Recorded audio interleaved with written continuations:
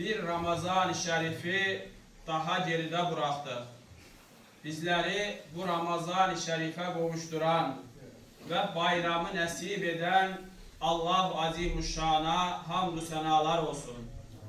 Onun Habibi alemlere rahmet olarak gönderdiği Peygamberler serveri Muhammed Aleyhisselatü Vesselam'a, onun ehli beytine, ashab-ı kiramına salatü selam olsun.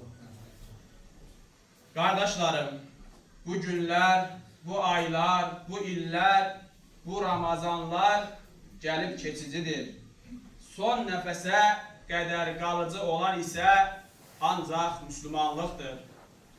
Alemlere rahmet olarak peygamber gönderen Allah Azimuşşan Hicr suresinin 99. ayet-i kerimesinde bizlere belə buyurmaktadır. وَعْبُدْ رَبَّكَ حَتَّى يَأْتِيَكَ الْيَقِينَ.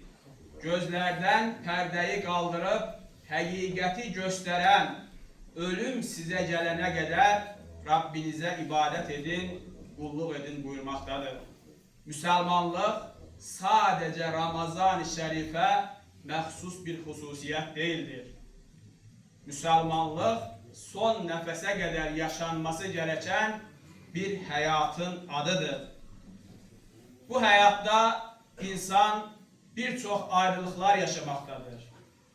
Anasından, atasından, kardeşinden, bacısından, evladından, dostundan, cananından, hatta canından bile ayrılmaktadır. Ancak ayrılmayacağı olan şey iman ve Müslümanlıktır. Bir insan, bir Müslüman Ramazan-ı Şerif'ten ayrıldı diye içkiye, kumara, zinaya yönelmemelidir. Bir insan, bir Müslüman Ramazan-ı Şerif'ten ayrıldı diye mescitten, cemaattan, namazdan ayrılmamalıdır.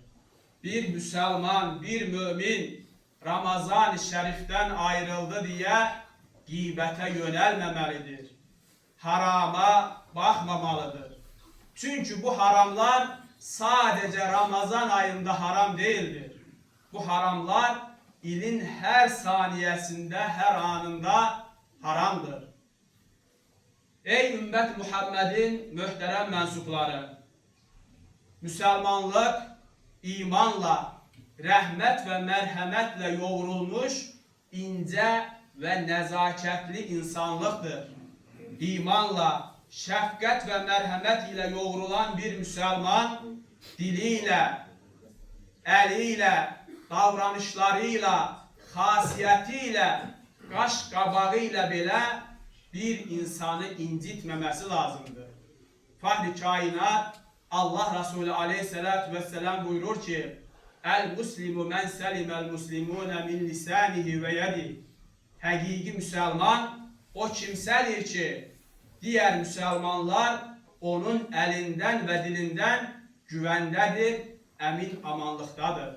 Bu sebeple hakiki bir Müslüman diliyle olsun, sözüyle olsun, davranışlarıyla olsun din kardeşini incitmemelidir.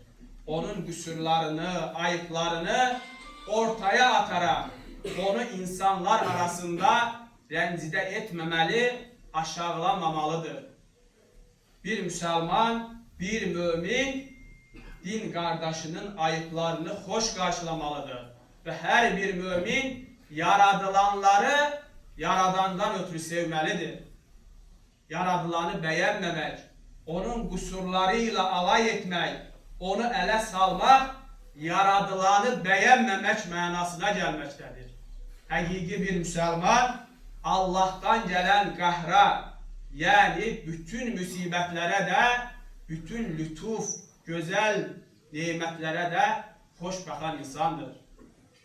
Ey hak yolunun yolcuları, değerli müminler, hakiki Müslüman nefsi ile mücadele eden insandır.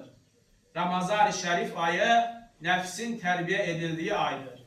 Ancak nefs terbiyesi sadece Ramazan'a ait değildir. Bir ömür boyu devam etmektedir. Nefsi yaradan Rabbimiz bizlere her daim onu terbiye etmeyi, onunla mücadele etmeyi emretmektedir.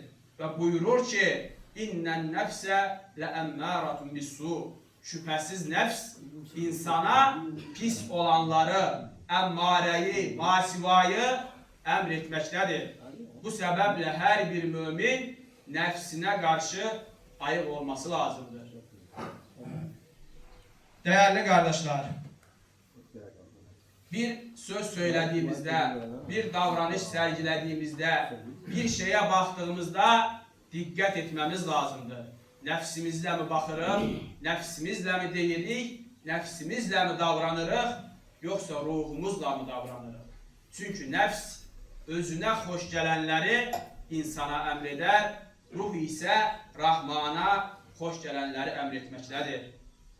Değerli kardeşler, unutmayın ki nefsini terbiye eden kurtuluşa çatmıştır, felaha ermiştir. Allah Azimüşşan buyurur ki قَدْ أَفْلَحَ مَنْ زَكَّاهَا وَقَدْ خَابَ مَنْ دَسَّاهَا.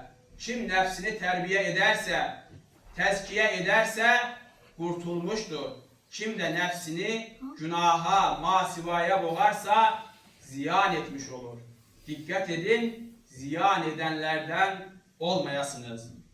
Değerli kardeşler, Allah Resulü Aleyhisselatü Vesselam Tebük Muharebesinden dönerken, Tebük Muharebesi İslam tarihinin en çetin muharebelerinin başında gelmektedir. Hava isti, mesafe uzak, düşman kat kat güçlü olan bir muharebe, bir cihattır. Böyle bir cihattan dönerken Allah Resulü Aleyhisselatü Vesselam buyurur ki küçük cihattan büyük cihata döndük. Sahabe-i kiram soruşur, ya Resulallah, necə ola bilər ki, bu kadar büyük bir cihada küçük cihat deyirsən? Bəs büyük cihat nedir? Allah Resulü Aleyhisselatü Vesselam buyurdu ki, büyük cihat insanın nefsiyle etmiş olduğu cihattır. Çünkü düşmanla edilen cihatlar günlerle, aylarla, illerle devam eder ve biter. Ama nefsle edilen cihat, mücadele son nefese kadar devam etmektedir.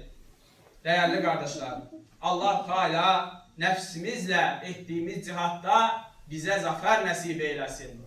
Ve son nefesimizde emanetini La ilahe illallah ifadesiyle sahibine, Allah'a teslim etmeyi bize nasip eylesin.